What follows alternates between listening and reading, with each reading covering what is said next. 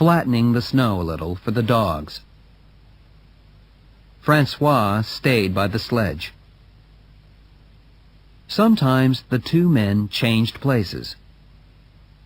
But there were many small lakes and rivers, and Perrault understood ice better. He always knew when the ice across a river was very thin. Day after day, Buck pulled in his harness. They started in the morning before it was light, and they stopped in the evening after dark, ate a piece of fish, and went to sleep in their holes under the snow. Buck was always hungry. Francois gave him 750 grams of dried fish a day, and it was never enough. The other dogs were given only 500 grams. They were smaller and could stay alive on less food. Buck learned to eat quickly. If he was too slow, the other dogs stole his food. He saw Pike, one of the new dogs, steal some meat from the sledge when Perrault wasn't looking. The next day, Buck stole some and got away unseen. Perrault was very angry, but he thought another dog, Dub, had taken it, and so punished him instead of Buck. Buck was learning how to live in the north. In the south, he had never stolen, but there he had never been so hungry. He stole cleverly and secretly, remembering the beatings from the man with the club. Buck was learning the law of club and tooth. He learned to eat any food, anything that he could get his teeth into. He learned to break the ice on water holes with his feet when he wanted to drink.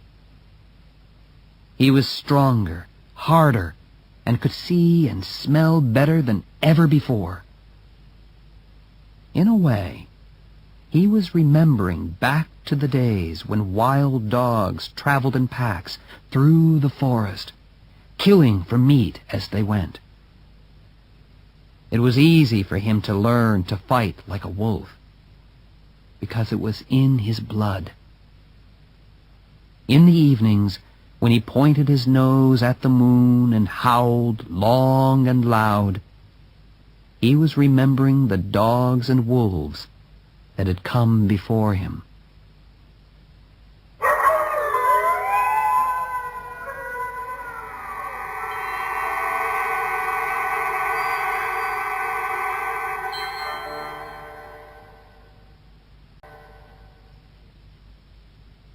Chapter 3. The Wild Animal. The wild animal was strong in Buck, and as he traveled across the snow, it grew stronger and stronger. And as Buck grew stronger, he hated Spitz more and more, although he was careful never to start a fight. But Spitz was always showing his teeth to Buck, trying to start a fight.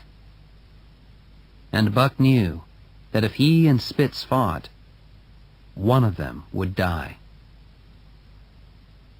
The fight almost happened one night when they stopped by Lake Laberge.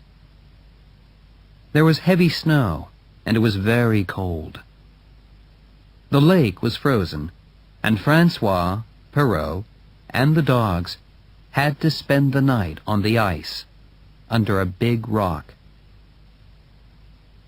Buck had made a warm hole in the snow and was sorry to leave it to get his piece of fish.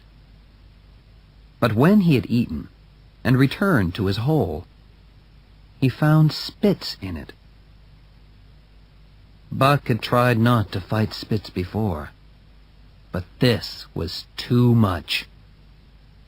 He attacked him angrily. Spitz was surprised. He knew Buck was big, but he didn't know he was so wild. Francois was surprised too, and guessed why Buck was angry. "Go on, Buck," he shouted. "Fight him, the dirty thief." Spitz was also ready to fight, and the two dogs circled one another, looking for the chance to jump in. But suddenly, there was a shout from Perrault, and they saw 80 or 100 dogs around the sledge. The dogs came from an Indian village, and they were searching for the food that they could smell on the sledge. Perrault and Francois tried to fight them off with their clubs, but the dogs, made crazy by the smell of the food, showed their teeth and fought back. Buck had never seen dogs like these. They were all skin and bone, but hunger made them fight like wild things. 3 of them attacked Buck, and in seconds his head and legs were badly bitten. Dave and Solex stood side by side, covered in blood, fighting bravely. Joe and Pike jumped on one dog, and Pike broke its neck with one bite. Buck caught another dog by the neck and tasted blood. He threw himself on the next one, and then felt teeth in his own neck. It was Spitz, attacking him from the side. Perrault and Francois came to help with clubs, but then they had to run back to save the food.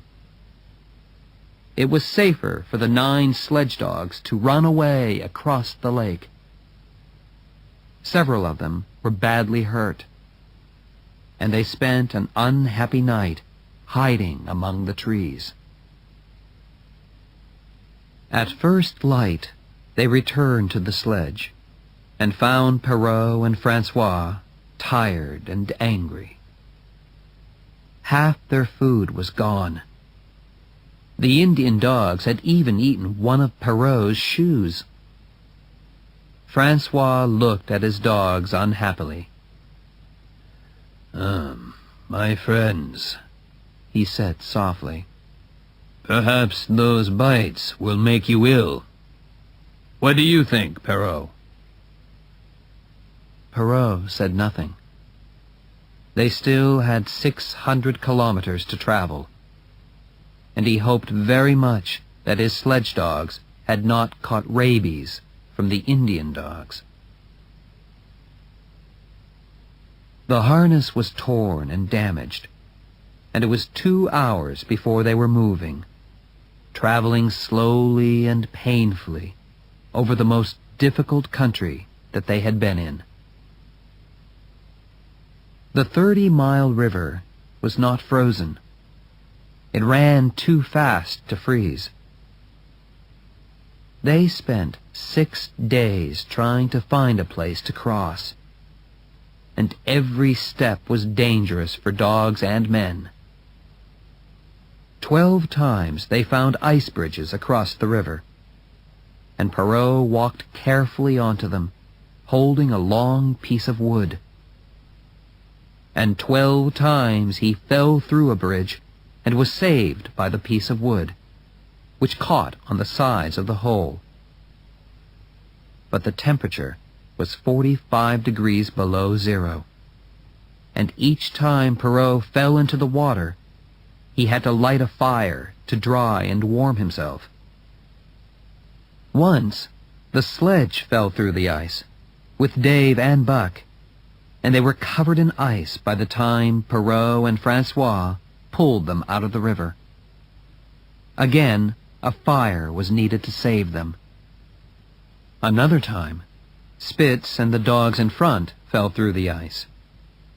Buck and Dave and Francois at the sledge had to pull backwards. That day, they traveled only 400 meters, When they got to the Hootalinqua and Good Ice, Buck and the other dogs were very, very tired. But they were late, so Perrault made them run faster. In 3 days, they went 180 kilometers and reached the Five Fingers. The other dogs had hard feet from years of pulling sledges, but Buck's feet were still soft from his easy life down south. All day he ran painfully, and when they camped for the night, he lay down like a dead dog. He was hungry, but he was too tired to walk to the fish, so Francois brought it to him. One day, Francois made 4 little shoes for him, and this made Buck much more comfortable. Francois forgot the shoes one morning, and Buck refused to move. He lay on his back with his feet in the air until Francois put the shoes on. Later, his feet grew harder, and the shoes were not needed. One morning, at the Pelly River, a dog called Dolly went suddenly mad. She howled long and loud like a wolf, and then jumped at Buck. Buck ran, with Dolly 1 step behind him. She could not catch him, but he could not escape from her. They ran half a kilometer, and then Buck heard Francois call to him. He turned and ran towards the man, sure that Francois would save him. Francois stood, holding his axe, and as Buck passed, the axe crashed down on Dolly's head. Buck fell down by the sledge, too tired to move. Immediately, Spitz attacked him and bit his helpless enemy twice, as hard as he could. But Francois saw this and gave Spitz a terrible beating for it. "He's a wild dog, that